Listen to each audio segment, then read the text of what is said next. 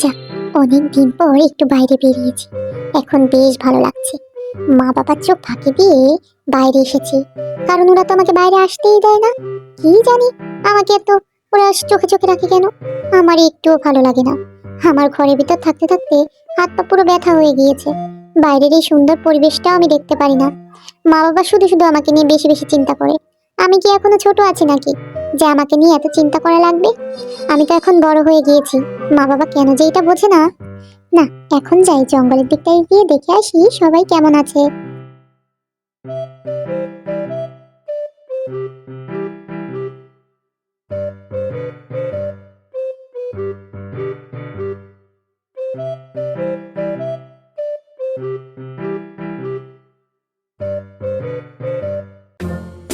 না, কাউকেই তো দেখছি না।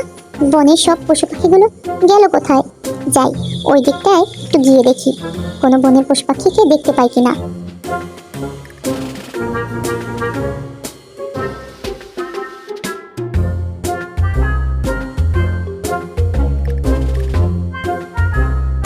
কেউ কি আছো এদিকে? আমাকে একটু সাহায্য করো না। আমি রাতের ঝড়ে হেলে পড়েছি। আমাকে একটু সাহায্য করো না কেউ। কেউ কি আছো? আমাকে একটু সাহায্য করো। কে গো তুমি? আমার এত বড় উপকার করলে। আগে কোনো দিন দেখিনি মনে হচ্ছে তোমায়। তুমি কে গো? তুমি আমায় চিনবে না কলাবু? আমি এই বনের পাশ দিয়েই যাচ্ছিলাম, হঠাৎ তোমার কণ্ঠ শুনতে পেলাম। তুমি সাহায্যের জন্য ডাকাডাকি করছো, তাই তোমার সাহায্য করার জন্য চলে আসলাম। তুমি এখন ঠিক আছো তো? হ্যাঁ গো, আমি ঠিক আছি। আমার কিছু হয়নি। কিন্তু তুমি তো তোমার পরিচয়টা বললে না। কে তুমি? কলাবু, আমি হলাম বনের শিয়াল পণ্ডিতের মেয়ে। কিন্তু বাছা, তোমাকে তো কোনোদিনও দেখিনি শিয়াল পণ্ডিতের সাথে। এই প্রথমই দেখলাম। তুমি তো খুব মিষ্টি মেয়ে। ধন্যবাদ কলাবু, তুমি বিপদে পড়েছিলে, আমি তোমার সাহায্য করেছি মাত্র। আমাকে আর ধন্যবাদ দেওয়া লাগবে না। আর তুমি তোমার খেয়াল রেখো কলাবু। আমি আমার বাসার দিকে যাই, অনেকক্ষণ হলো বেরিয়েছি। তুমি তোমার খেয়াল রেখো। আমি এখন যাই কলাবু, তুমি ভালো থেকো।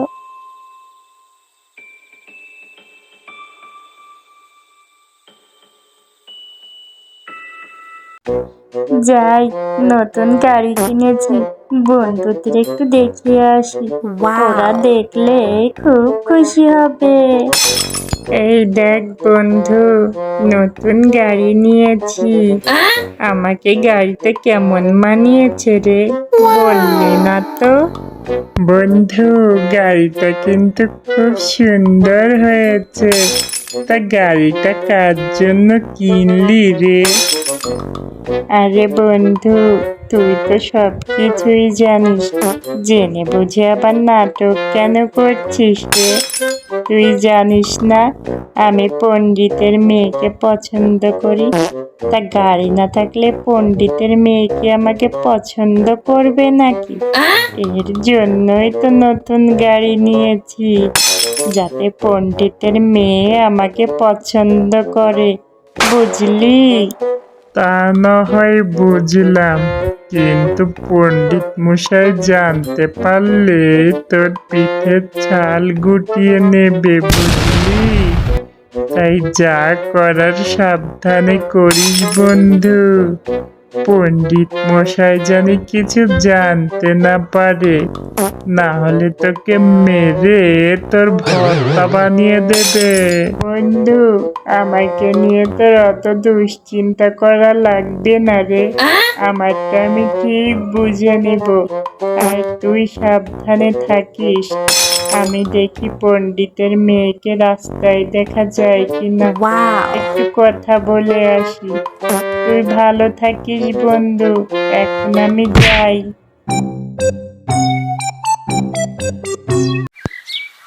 অনেক দেরি হয়ে গেল, তাড়াতাড়ি বাড়ির দিকে যাই, বাবা জানতে পারলে আর রক্ষে থাকবে না। অনেক দেরি হয়ে গেছে এমনিতেই, পা চালিয়ে তাড়াতাড়ি বাড়ির দিকে যাই আমি, না হলে বাবা খুব বকা দেবে। কি গো সুন্দরী, একা একা কোথায় যাচ্ছ? আমার গাড়ির পিছনে বসো, আমি নামিয়ে দিয়ে আসছি।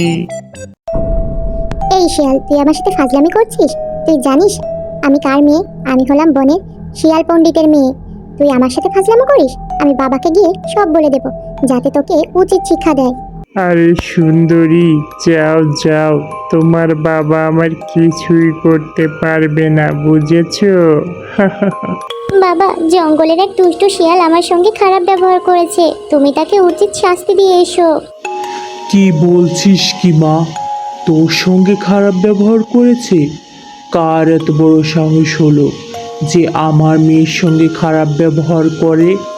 আমি তাকে ছাড়বো না, আমি তাকে উচিত শিক্ষা দেব। তুই চিন্তা করিস না মা, আমি তাকে শাস্তি দেবই দেব। তুই শুধু দেখতে থাক তোর বাবা কি করে।